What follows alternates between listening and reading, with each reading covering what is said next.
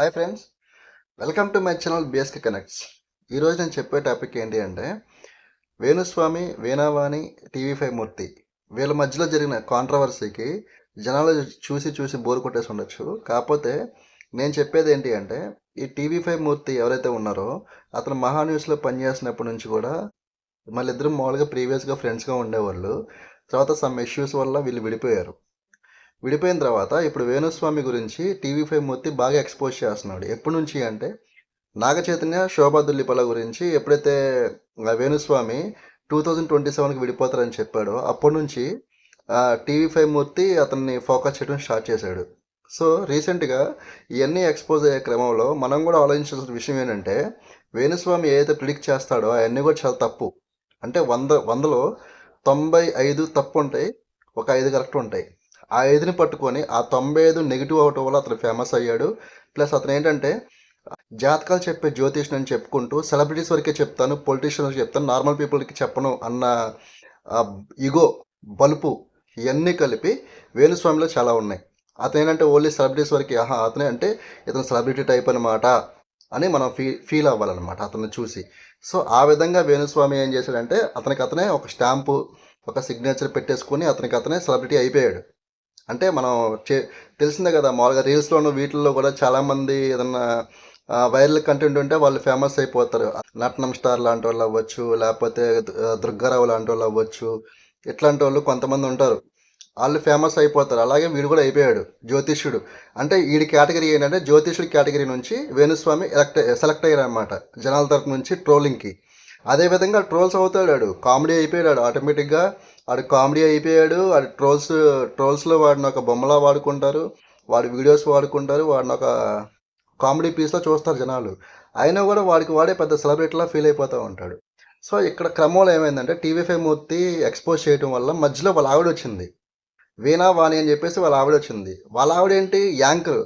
ఆమె ఏం చెప్పుకుంటుంది, జర్నలిస్ట్ అని చెప్పుకుంటా, నేను జర్నలిస్ట్ని అని చెప్పుకుంటుంది. కానీ ఆవిడ యాంకర్. ఈయనేమో జ్యోతిషుడు కాదు, ఆవిడ జర్నలిస్ట్ కాదు, కానీ జ్యోతిషుడు అని చెప్పుకుంటాడు, జర్నలిస్ట్ అని చెప్పుకునేది. మొగుడు పిల్లలు ఇద్దరు కలిసి బాగా గేమ్ ప్లే చేస్తున్నారు. రీసెంట్ టైమ్స్లో ఎక్స్పోజ్ అవటం వల్ల వాళ్ళకి ఏం చేయాలో తెలియక మొగుడు పిల్లలు ఇద్దరు కలిసి ఒక వీడియో బయట రిలీజ్ చేశారు. అదేంటి అంటే టీవీ5 మూర్తి వాళ్ళిద్దరిని బ్లాక్మెయిల్ చేసి 5 కోట్లు అడుగుతున్నాడని చెప్పేసి వాళ్ళు చెప్తున్నారు.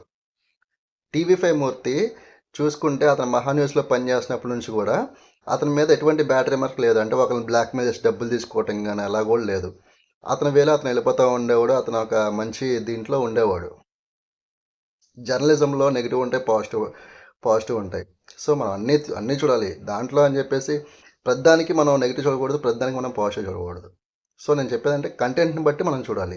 ఇట్లా ఇప్పుడు వేణుస్వామి వాళ్ళ వైఫ్లో జరిగిన దాంట్లో అయితే వేణుస్వామి వాళ్ళ వైఫ్ది చాలా తప్పు అని నేను అంటాను. ఎందుకంటే వేణుస్వామి నాగ చైతన్య, శోభా దులిపల్ల ఎప్పుడైతే ఎంగేజ్మెంట్ చేసుకుంటే పాపం మళ్ళీ ఏదో కొత్త జీవితాన్ని స్టార్ట్ చేద్దామని చూస్తున్నారు. వీడికి మధ్యలో ఎందుకు వచ్చేసి 2027 కల్లా విడిపోతారని చెప్పేసి నెగిటివ్గా ఎలా చెప్తాడు వీడు? అక్కడ అందరికీ చాలామంది కోపం వచ్చింది నెగిటివ్గా చెప్పడం వల్ల. మధ్యలో ఆవిడ వచ్చేసి ఇంకో వీడియో రిలీజ్ చేసింది ఆవిడ. అదేంటి అంటే కంగ్రాచులేషన్స్ నాగ చైతన్య, శోభ, మీ ఇద్దరికి మీరు నాకు మంచి గిఫ్ట్ ఇవ్వాలి, మీ వల్ల మేము ఫేమస్ అయ్యాం. ఏంటిది అవసరమా వాళ్ళకి? ఎందుకు అంటే వీళ్ళు ట్రోలింగ్ కంటెంట్, వీళ్ళు కామెడీ పీస్, వీళ్ళని ఇన్నాళ్ళు జనాలు పోషించి అనవసరంగా వాళ్ళని హైలైట్ చేసి వాళ్ళు చెప్పిందని నమ్మారు. కానీ కాసేపు నవ్వుకుంటా వరకే వీళ్ళు. రియాలిటీలోకి వెళ్తే భవిష్యత్తు ఇవన్నీ మన చేతుల్లో ఉంటాయి, కానీ ఎవడో జ్యోతిష్యం చెప్తాను అయ్యేది కాదు. సో నేను నా వీడియో కంటెంట్ ఏంటి అంటే ఇప్పుడు వేణుస్వామి లాంటి వాళ్ళు వస్తూ ఉంటారు, పోతూ ఉంటారు. ఎండ్ ఆఫ్ ది డే మన భవిష్యత్తు, మన జాతకం ఏదైతే ఉందో అది మన చేతిలో ఉంది. ఎవడో వచ్చి చెప్తానో ఎవరో చేస్తానో అవ్వదు. అట్లాంటి వాళ్ళని నమ్మి ఇప్పుడు వేణుస్వామి చెప్పేదాంట్లో ఎగ్జాంపుల్ ప్రభాస్ని తీసుకుందాం. ప్రభాస్కి యాంటీ ఫ్యాన్స్ ఉంటారు. ఎప్పుడైతే వేణుస్వామి ఇలా చెప్తాడో యాంటీ ఫ్యాన్స్ అందరూ కలిసి దాన్ని వైరల్ చేస్తారు. జగన్మోహన్ రెడ్డి 2024లో గెలుస్తా అని చెప్పాడు. వైసీపీ కార్యకర్తలందరూ దాన్ని అంటే ఆడి అలా తయారు చేసుకున్నాడు, దాన్ని అలాగా క్రియేట్ చేసుకున్నాడు. ఆడి ఇమేజ్ని ఒక నెగిటివ్కి వెళ్తే ఎలా ఉంటుంది, ఒక పాజిటివ్కి వెళ్తే ఎలా ఉంటుంది అనేది క్రియేట్ చేసుకొని వాడే ఒక ఇమాజినేషన్లోకి వెళ్ళిపోయి దాన్ని వైరల్ చేస్తున్నాడు. మీరు ఆలోచించుకోవాలి, చూసే జనాలు ఆలోచించుకోవాలి. నా ఇంటెన్షన్ ఏంటంటే అవేర్నెస్ వీడియో ఇది. ఎవరిని పడితే వాళ్ళని ఊరికే నమ్మేసి కాసేపు టైంపాస్ నవ్వుకోండి.